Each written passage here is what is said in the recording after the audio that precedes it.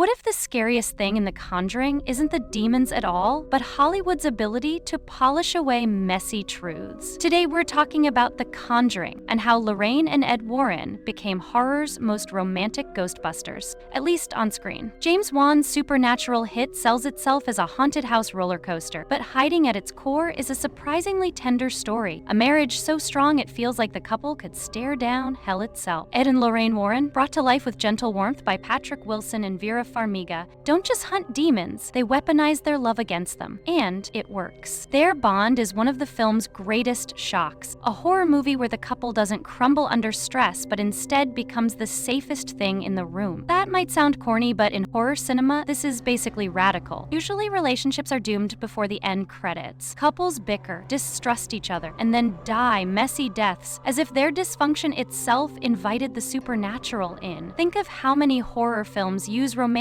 tension as fuel for tragedy. If you're in love, you're cursed. The Conjuring turns that on its head. The Warrens are not victims of their relationship, they're empowered by it. When Lorraine nearly collapses after a terrifying vision, Ed pulls her back without hesitation. When Ed decides to perform an unauthorized exorcism, basically the paranormal equivalent of jumping in front of a moving train, Lorraine doesn't scream at him to stop. She backs him up. The film argues that love isn't just comfort, it's survival. Part of what makes this dynamic feel fresh is how it refuses to box either partner into cliché gender roles. Ed, yes, does the stereotypical protector thing, armed with crucifixes and Catholic authority, but Lorraine isn't a passive assistant. She's the team's most important investigative tool. Her clairvoyant visions shape the case far more than Ed's bravado. Even more crucially, her empathy is treated as power, not weakness. The climactic exorcism doesn't hinge on Ed yelling in Latin, it hinges on Lorraine reminding Carolyn Perrin of a sunny day at the beach with her kids. It's love, not ritual, that forces the demon to retreat. This is revolutionary in a genre that so often sidelines women, reducing them to victims or skeptical wives. Lorraine isn't a skeptic. She's not the nagging partner trope. She is the heart of the operation, and Ed knows it. Their relationship doesn't just ground the film emotionally, it legitimizes the supernatural plot. If these two seem level-headed people can believe in demons, then maybe the audience can too. And none of this works without Wilson and Farmiga, whose chemistry deserves its own ghost hunting spin-off. Their performances sell decades of shared history through the smallest details. The way Lorraine lights up while Ed plays the piano, their synchronized movements while investigating a haunting, the kind of comfortable silence that only comes from years of understanding each other. Horror films often struggle with exposition. Characters have to explain lore, rules, and cursed objects, but the Warrens' rapport makes even the most textbook dialogue feel like marital banter. It's strangely romantic watching them discuss demonic hierarchies like some couples discuss grocery lists. But of course, Hollywood's perfect couple comes with an asterisk the size of a crucifix. The real-life Warrens were far messier than their cinematic avatars. Lorraine reportedly demanded contractual clauses ensuring she and Ed would not be portrayed engaging in infidelity or abuse. That detail alone raises eyebrows, and unfortunately, it wasn't paranoia. Allegations against Ed Warren suggest a darker, much less saintly reality. In 2014, Judith Penny accused Ed of starting a relationship with her when she was just 15, and he was a married man in his 30s. She described years of abuse, including violence toward Lorraine herself. These aren't just messy details, they're horrifying ones that directly contradict the love conquers all narrative of the films. This is where things get uncomfortable. The Conjuring films thrive on the aspirational fantasy of a marriage that stands tall against evil, but they can only do that by carefully ignoring very human forms of harm. The irony is painful. While the films ask audiences to fear demonic possession, the real danger may have been much closer to home. Hollywood's version of Ed and Lorraine isn't just a dramatization, it's a ghost,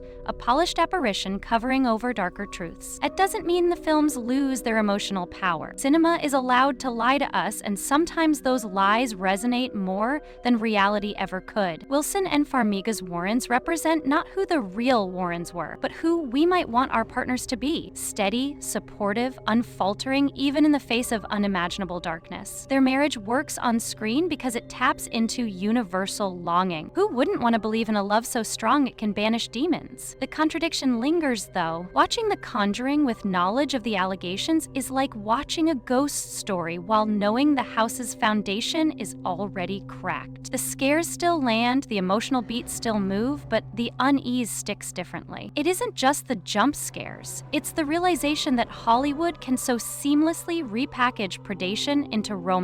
Maybe that's the real horror here. Not the creaking floorboards or slamming doors, but the way truth gets swallowed up by myth. Ed and Lorraine Warren, as depicted on screen, are cinematic comfort food. Warm, steadfast, inspiring. The real Warrens, if Penny's allegations are to be believed, were something else entirely, and yet the films endure. They continue to resonate because they tell a story audiences crave. They sell us on the radical possibility that in a world full of evil, whether spectral or mundane, love can still be a weapon. That's not true to life, maybe, but it is true to our hopes. This is Ladies First, watching women in movies. Here we empower women by reviewing and discussing films that highlight their stories, struggles, and achievements. Don't forget to like, subscribe, and share your thoughts in the comments.